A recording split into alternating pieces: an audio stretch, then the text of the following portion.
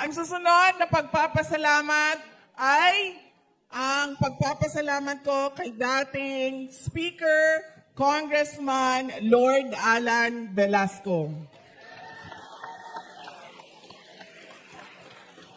Kasama po namin siya sa mga kampanya noong 2019, noong 2022, at ngayon ay kinukumbinsi ko siya. Dati siyang congressman. Alam niya kung ano ang kalokohan sa loob ng House of Representatives. Kaya, kinukumbinsi ko siya, magsalita ka na. Kaya mamaya, pag nakita ninyo, nakausap ninyo,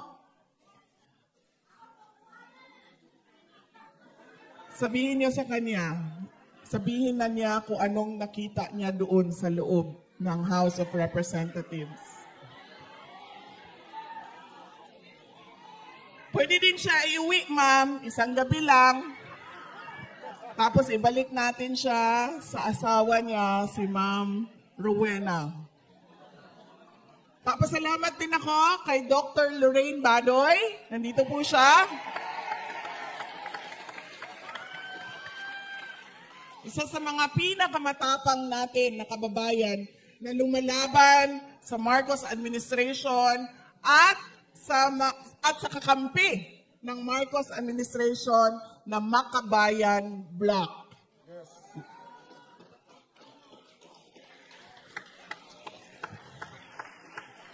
Nandito din po sa ating stage si dating Congressman Jing Paras, na kaparte po ng PDP na partido. Maraming salamat sa aking mga kasamahan dito sa stage dahil nakapagbigay sila ng mensahe para sa inyong lahat. Ang susunod na pagpapasalamat ay mula po sa akin. Nagpapasalamat po ako sa inyong lahat sa patuloy ninyo na pagtitiwala at suporta sa akin at sa aking mga kasamahan sa opisina ng Pangalawang Pangulo at sa patuloy ninyo na pagtitiwala sa amin. Maraming salamat mga kababayan.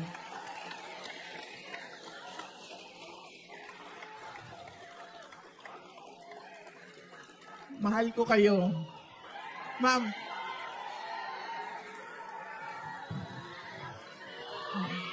Thank you.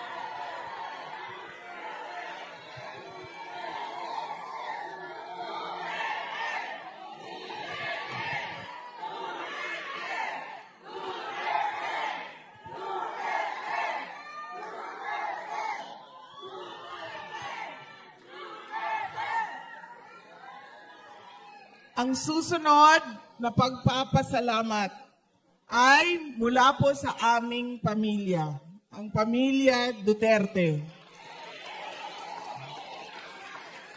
Paulit-ulit po ang pagpapasalamat namin sa pagkakataon na ibinigay ninyo sa amin na makapaglingkod sa ating pinakamamahal na Pilipinas. Maraming salamat po sa inyong lahat.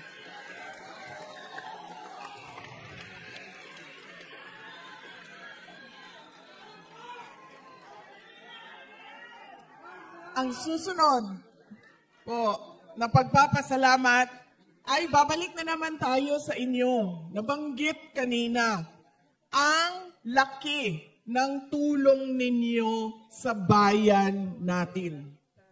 Kaya masakit sa akin kapag tinatanong kung ano ba ang ginagawa ninyo sa abroad.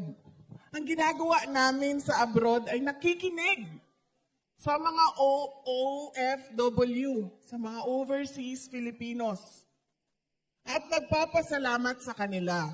Dahil kung hindi dahil sa mga padala ninyo sa Pilipinas at sa inyong mga pamilya na naiwan doon sa Pilipinas, ay sigurado matagal na lumubog ang bayan natin. Kaya kailangan maintindihan yon ng Marcos administration na napakahalaga ng contribution ng OFW sa ating bayan. Kaya kami din ay nagpapasalamat sa suporta ninyo sa inyong mga pamilya at mga mahal sa buhay na nandoon sa Pilipinas. Pwede mo yan sabihin dito, ma'am, kasi hindi tayo hulihin.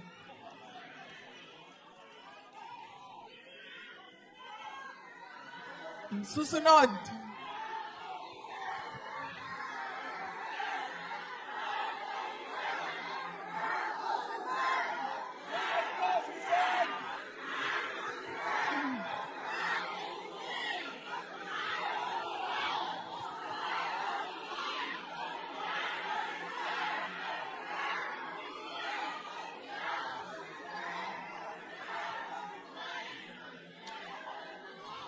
Mamaya po, pag-uusapan natin kung ano yung nangyayari sa ating bayan.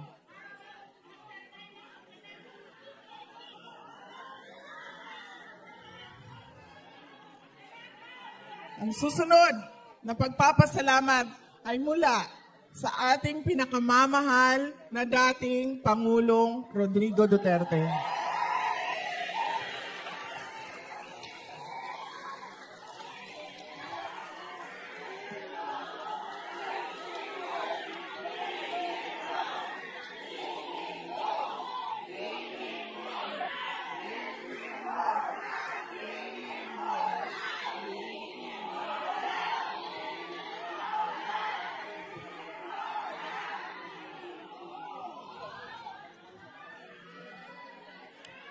Alam niya po ang mga pagtitipon na ganito.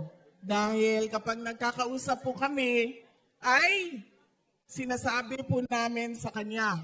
At yung kapatid ko po, si Veronica, araw-araw po yun may report. Sinusulat niya kung anong nangyayari, anong nasa balita, anong nangyayari sa pamilya, at pinapadala niya yon sa abogado. At yung abogado naman, ay pinapakita iyon kay dating Pangulong Rodrigo Duterte.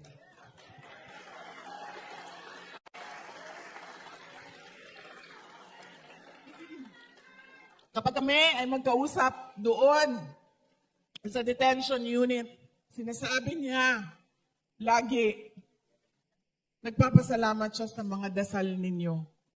Dahil lumalakas ang loob niya, at paniwala niya maraming mga good news sa kanyang kaso at sa kanyang kalagayan dahil sa pagdarasal ng sobrang milyon-milyon nating kababayan. Pinapaabot niya ang pagpapasalamat niya sa inyong lahat.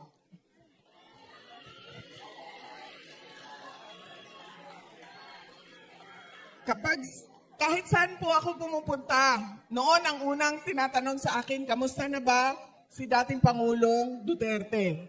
Ang sunod na tinatanong sa akin, kailan ba uuwi ng Pilipinas si Pangulong Duterte? Kahapon po, tumawag siya sa akin. Tawag siya sa akin, sabi ko sa kanya, ang huling tawag, ang sabi ko, ang daming nangyari. Simula Monday hanggang Friday, ang huling tawag mo sa akin, noon pang nakaraang Friday. Sabi ko sa kanya, nakalimutan mo ata ako tawagan.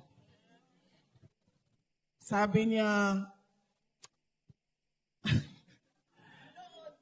hindi man siya nagtampo, ma'am, kasi wala naman akong, hindi man siya nagtampo. Sabi niya, hindi man nagagalit ang term na sinabi niya kahapon. Ang sabi niya is, dili siya nanloon, ma'am, nangyayari sa atin sa Pilipinas, korupsyon. Parang, ayan, nabalaka. Yes. Nabalaka. alala. Pasailo ah. Uy, umuna-muna na bayanin akong Tagalog sa tinuod lang. Uy, binuang ba? Kaya mo, hinay na kay ko may istorya kay ginahuna-huna pa na ako. Unsa gani ning Tagalog ani? Pangako. Saan? Pangako. Pangako. Dili ma'am ko pwede magbinisaya ma'am kay ang uban dili makasabot. Kinahanglan nyo tinagalog. Pero muna-muna na gini. O sa to? Nabala ka. Nag-alala. Naalala siya sa mga pangyayari sa Pilipinas sa korupsyon. Tapos, ikinento ko sa kanya. Thank you. Ikinento ko sa kanya. Ay, sorry. Ito pala ang sasabihin ko kanina. Nakalimutan ko. Ito pala yung unang-unang sasabihin ko sa inyo. Kasi marami kanina ang lumalapit sa stage para magpa-picture. Meron po tayong oras mamaya para po sa kamustahan. So ayusin lang po natin yung linya natin mamaya para sa 1:1 na picture. Solo photo. Oy! Kaya wag po kayong mag-alala.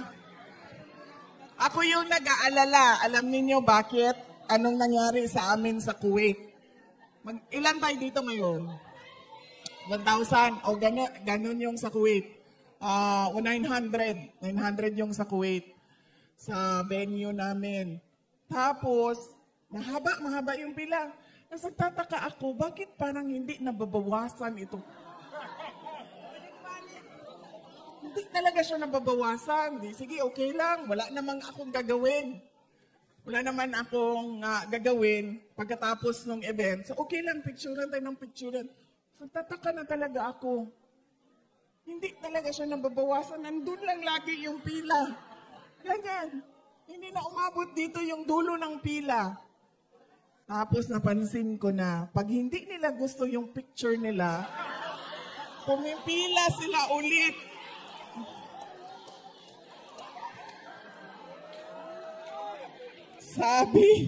Sabi ni Sir Berwin, magkulang tayo sa oras kapag isa-isahin natin yan sila. Sabi ko, Sir,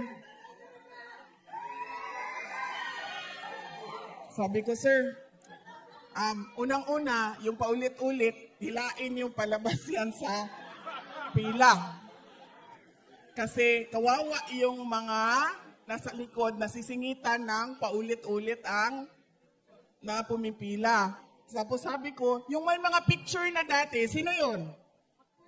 Uy, kunwari, wala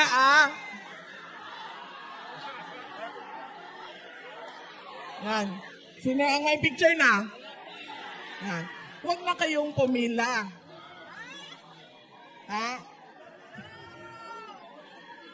Para hindi tayo magkulang sa oras. Kasi 9:31, palayasin daw tayo dito. Bakit ganun dito sa Japan, no? Nakalagay doon sa tindahan, magbubukas daw siya ng 9:05 ng umaga, tapos magsasara siya ng 9:20 ng gabi. Kagabi, pag lakad kami papunta doon sa tindahan, 9:20, sinara niya yung...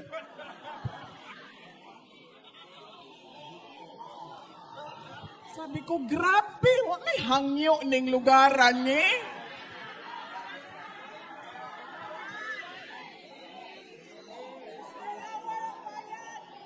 9:20 sa relo namin.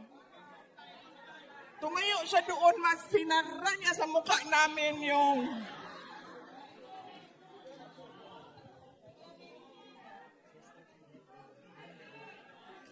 So yan, papalayasin daw tayo ng 9:31. So anong oras na? 8:09. 8 pa lang. Kaya pa yan. Kaya yan. Yung organizer lang ang kabahan. Wala tayong kaba. Grabe. Kasi hindi ko maintindihan bakit 9:05 yung opening,